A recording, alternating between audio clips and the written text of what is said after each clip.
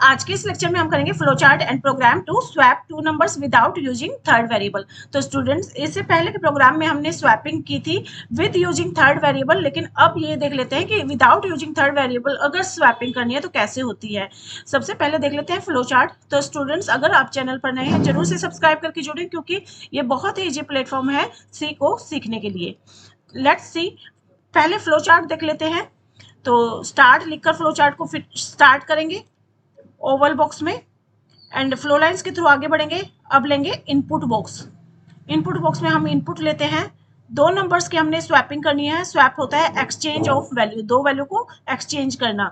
तो इसके लिए हम दो नंबर्स पढ़ेंगे, रीड करेंगे ए एंड बी। ठीक है, ए की वैल्यू एंड बी की वैल्यू। अब प्रोसेस बॉक्स ले लेते हैं जो कि होता है रेक्टेंगल बॉक्स, और इसके अंदर हम करेंगे प्रोसेसिंग। ठीक है, और प्रोसेसिंग में क्या होगा, अभी हमें थर्ड वेरिएबल नहीं लेना है, तो हम जो है इसको इस तरीके से करेंगे, that is a equal to A plus b. A plus b, a का वैल्यू बी की वैल्यू, दोनों को ऐड करके डाल देंगे ए के पास, एंड बी के पास हम डालेंगे इनका सब्ट्रैक्शन। ठीक है, एंड देन ए के पास अगेन आएगा इनका सब्ट्रैक्शन। ठीक है, ये लॉजिक जो है यूज होगा विदाउट यूजिंग थर्ड वेरिएबल के लिए। तो कैसे है ये लॉजिक, सपोज ए के पास है 100 वैल्यू एंड बी के पास है 200 वैल्यू, तो ए के पास क्या हो जाएगी 100 प्लस 200 दैट इज 300, और बी के पास क्या होगी, अब बी के पास ए माइनस बी, ए की नई वैल्यू क्या है 300 और बी की वैल्यू क्या है 200, तो 300 माइनस 200 दैट विल बी 100। ए की वैल्यू क्या होगी ए माइनस बी। ठीक है, तो ए की नई वैल्यू क्या है 300 और बी की 100, तो 300 minus 100 that will be 200। This will be the logic to exchange the value. ठीक है, अब आते हैं हम अपना आगे बढ़ेंगे। हमारे पास वैल्यूज आ चुकी हैं एक्सचेंज होकर के। अब हम क्या लेंगे, सिंपल आउटपुट बॉक्स लेंगे। ठीक है, जो कि होता है पैरेललोग्राम बॉक्स, और यहाँ पर हम जो है राइट कर देंगे, यानी इनको प्रिंट कर देंगे ए और बी को। फ्लो लाइंस के थ्रू आगे बढ़ते हुए ओवल बॉक्स में स्टॉप लिखकर फ्लो चार्ट को फिनिश करेंगे। तो यहाँ पे ये लॉजिक बहुत अच्छे से समझ में आ जाता है अगर हम फ्लो चार्ट करते हैं। This is input, this is process and this is output. तो हर एक प्रोग्राम के अंदर यही तीन चीजें होती हैं, इनपुट, प्रोसेस एंड आउटपुट। अब ये हमें समझ आ गया है, देख लेते हैं प्रोग्राम।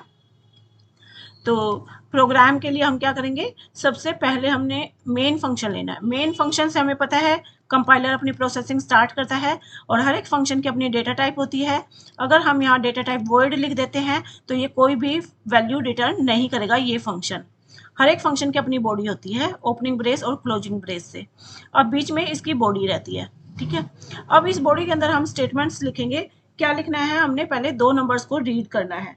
ठीक है, तो हम दो नंबर्स को रीड करेंगे, ए और बी। ठीक है, और ये दोनों किस टाइप की वैल्यू होल्ड करेंगे, इंटीजर टाइप की। ठीक है, हमने इंटीजर टाइप की वैल्यू को होल्ड कराना है। अब हम ले लेते हैं इनपुट ऑफ डेटा। ठीक है, ये मैंने कमेंट दिया है जो कि कंपाइलर के लिए हाइड होता है। इनपुट ऑफ डेटा, जो भी लाइन इस लाइन पे लिखा जाता है, डबल लाइन लगा करके जो कुछ भी लिखा जाता है वो कंपाइलर के लिए हाइड रहता है। आगे चलते हैं, इनपुटिंग करवाते हैं। कैसे, प्रिंट एफ से। प्रिंट एफ में हम क्या करेंगे, लिखेंगे एंटर टू नंबर। ठीक है, तो डबल कोट्स में हम जो भी मैसेज देंगे वो एज इट इज प्रिंट होगा, enter two number, any two number. ठीक है, अब जो नंबर यूजर एंटर करेगा उसको रीड कराने के लिए, यूजर के द्वारा एंटर्ड किए हुए नंबर को रीड कराने के लिए स्कैनफ फंक्शन होता है। कीबोर्ड के थ्रू एंटर किए हुए नंबर को रीड करता है स्कैनफ फंक्शन। तो दो नंबर्स को हमने रीड करना है, पहला %d, दूसरा %d। तो %d का मतलब क्या, कि हमने रीड करना है और ए और बी को भेजना है। तो ए और बी किस टाइप के हैं, इंट टाइप के, और इंट का एक्सेस स्पेसिफायर होता है %d।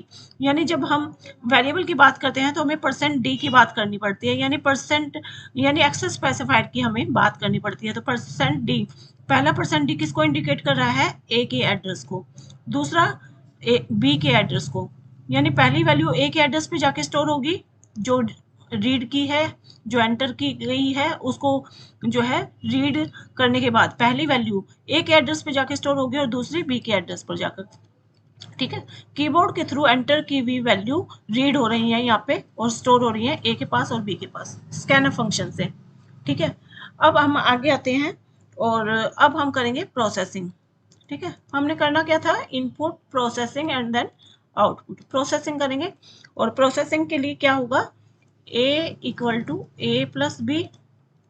ठीक है। Then b equal to that is a minus B, then a equal to a minus B, this will be the logic. ठीक है।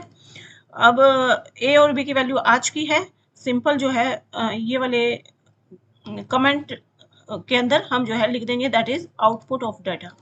अब हम क्या करा रहे हैं, आउटपुटिंग कराएंगे, आउटपुट ऑफ डेटा लिखकर। ठीक है। ये डबल लाइंस के थ्रू हम जो है जो भी लाइन लिखेंगे, एक लाइन जो भी लिखेंगे वो कंपाइलर के लिए हाइड रहेगी, ये सिर्फ हमारे रीडिंग पर्पज के लिए होती है ये line.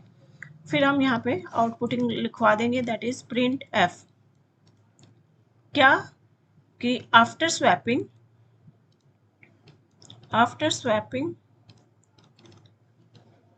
a equal to percent d. ठीक है। ये वाला after swapping a as it is लिखाएगा। अब यहाँ वेरिएबल की बात हो रही है तो परसेंट डी की बात करनी पड़ती है हमें डबल कोट्स के अंदर। ठीक है। And b equal to percent d. ठीक है। तो पहला परसेंट डी है a के लिए और दूसरा b के लिए। वैल्यू एक्सचेंज वाली वैल्यू आ जाएंगी, दिस इज a। ठीक है। यहाँ पे इसको थोड़ा अच्छे से लिख देते हैं that is a comma b। ये सेमीकोलन से हम जो है हर एक स्टेटमेंट एंड करते हैं। हमारा प्रोग्राम फिनिश हो गया, इसको फिनिश करते हैं क्लोजिंग ब्रेस के साथ। Okay students, this is all about swapping of to numbers without using third variable. तो स्टूडेंट्स आगे भी हम प्रोग्राम ले रहे हैं, बहुत ही ईजी मैनर में आपको ये सारे प्रोग्राम्स हम सिखाएंगे, तो जरूर से चैनल पर रहें और लाइक शेयर भी करें और इसे, और कमेंट सेक्शन में आप कोई भी पर्टिकुलर प्रोग्राम अगर आप पूछना चाहते हैं तो पूछ सकते हैं। Thank you, bye bye, have a nice day.